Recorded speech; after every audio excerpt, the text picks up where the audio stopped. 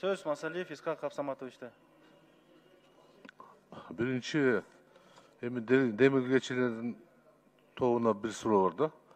Sizlerden sunuşuңар ушул жерде президент 7% боюнча айткандан кийин эртеси күнү пайда болду. Искак Абсаматович аталган мыйзам долбоорун ушул жерде демилгечилер турат. Биз андан мурун сунуш кылып, Мен вакытсы боюнча президент сүйлөгөндөн кийин болду. Эртерээк сунуштуканбыз, андан мурун сунуш кылганбыз. Бул боюнча кийинки учурда ушул обсуждение болуп атканда президент өзүнүн пикирин ушул трибунадан туруп билдирген. Ал баарыбызга маалым. Жок, мөөнөтү боюнча президент сүйлөгөндөн кийин. Биз эртерээк демилге кылганбыз. Президент эртерээк айткан. Биз демилгечилер, депутаттар. Жок, сиз 18 Карап мартта. көрсөңүздөр болот. Хорошо. Мейли, экинчи суроо. Сизге эмес, демилге боюнча мен суроом жок да. Урматтуу төрага, сизге 6 декабрда биздин мыйзам долбоорубуз кирген болчу. Эмне үчүн 12 январда сизден чыгып атат? Сиз бир ай эмне кылдыңыз ал мыйзам долбоор менен? Дасан Арысбек, сизге. Ал каралып, биздин тийиштүү бөлүмдөрдөн каралып, анан тийиштүү комитетке кетти. Ошол мөөнөттүн ичинде баардык иштер каралды.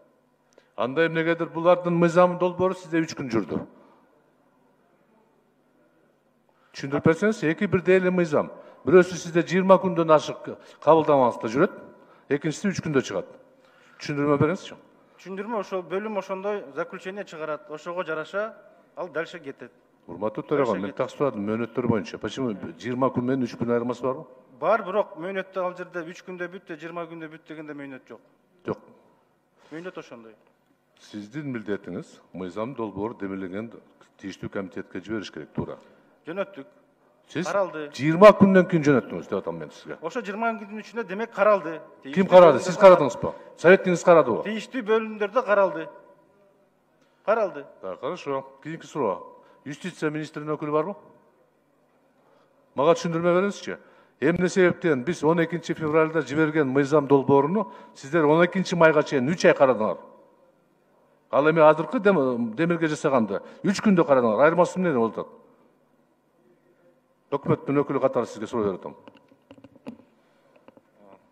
Саламатсызбы, урматтуу Искак Абсаматович, сиздин мыйзам долбооруңуз боюнча так маалымат жок экен жанында, бирок биз регламентке ылайык макулдашып, анан Кандай? өкмөткө киргизебиз. Сурок убактысы. Сиздин мыйзам долбоору боюнча менде толук маалымат жок экен. Бирок биз регламентке карата ошо мөөнөттөрүнө ылайык макулдашып, министрликтер менен анан өкмөткө киргизебиз. Дастан Арысбек, бул киши эмне кылып атат бuyakta? Так жооп бере албаса. Ошого атайын чакырдык да, туурабы?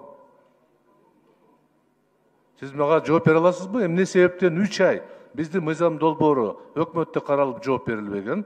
Ал эми кийинки долбоор, ушундай эле долбоор 12 күндө жооп берилип атат. Эмне себептен андай болуп атат?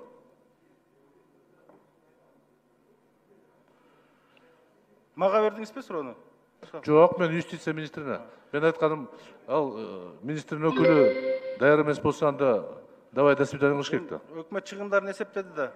Булардыкында чыгым көрүнбөй атат. Сиздердин мыйзамыңыздарда чыгым каралып атат. Каралган эмес, ошондо 5%га түшүрүп атасыз. Болгон ошол. Бюджеттик чыгымдар бар экен деген Жок. маалыматтар келип атат. Дастан Арысбек, билбесеңиз айтпай эле койсоңузчу, мен суроону атырам. Биздики ушундай эле мыйзам болчу.